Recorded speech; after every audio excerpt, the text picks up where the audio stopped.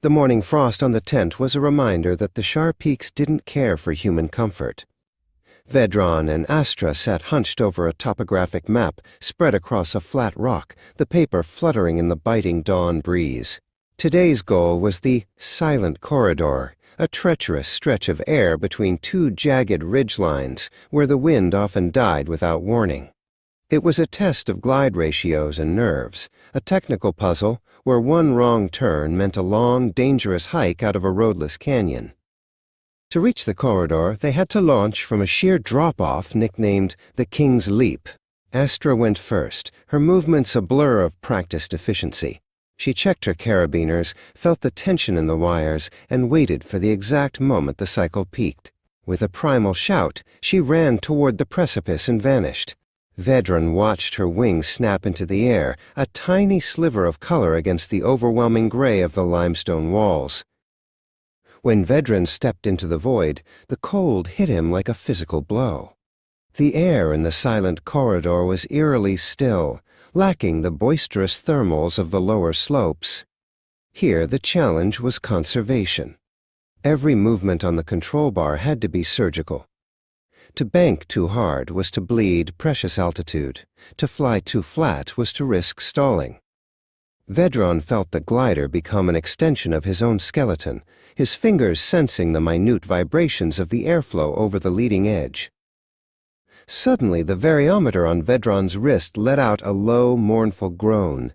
Sink. He looked down and saw Astra's wing dropping rapidly toward the shadows of the gorge. She was caught in a, quote, sinkhole, a pocket of descending air that acted like an invisible weight. He watched her fight, her body shifting violently as she searched for a way out. The emotional intensity of the moment gripped him, the terrifying realization that in this high-altitude theater, even the best pilots were at the mercy of the mountain's whims. Vedran didn't follow her down.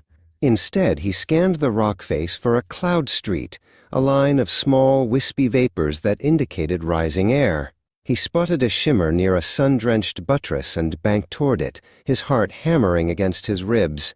The technical gamble paid off. He felt a gentle, upward surge. He circled the lift, gaining the height he needed to stay above the dead air of the corridor, his eyes never leaving Astra as she finally found a narrow thermal and began her own slow climb back to safety. At 3,000 meters, the world changed. The noise of the wind faded into a high-pitched hiss, and the air became so thin it felt sharp. Vedran was struck by a profound sense of solitude. Up here there were no roads, no cities, and no safety nets. There was only the equilibrium between his skill and the physics of the sky. The weight, he felt, wasn't the glider anymore. It was the heavy, beautiful responsibility of being truly alive in a place humans weren't meant to inhabit. They cleared the corridor together, their wings side by side as they drifted over a high plateau. The tension of the sinkhole had passed, replaced by a shared adrenaline high. Astra looked over at him, her face flushed with the cold and the triumph of the escape. They performed a synchronized wingover, a dance of mastery over the abyss, acknowledging that the sharp peaks had tested them and, for today, had found them worthy. As they began their long descent toward a remote sheepfold, they spotted a lone figure on the ground. It was Blaze, a shepherd who lived in a stone hut for 6 months of the year. Vedran touched down first, his boots skidding through the short, hardy grass. Blaze approached, his weathered face breaking into a slow, surprised smile. He had watched them descend from the heavens like fallen stars, and he held out a hand to help Vedran steady his wing.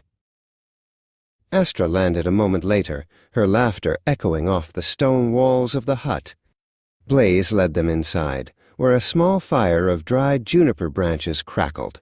He offered them pieces of hard sheep's cheese and thick, dark bread. Astra sat on a low stool, her hands still trembling slightly from the technical strain of the flight. The transition from the high-speed intensity of the stratosphere to the slow, grounded life of the shepherd was jarring and wonderful.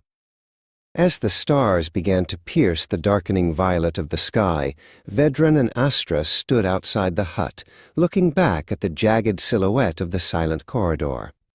The mountain looked different now, less like an obstacle and more like a teacher. Vedran realized that the weight of the wind wasn't a burden to be carried, but a force to be understood. He was no longer just navigating the peaks. He was beginning to speak their language.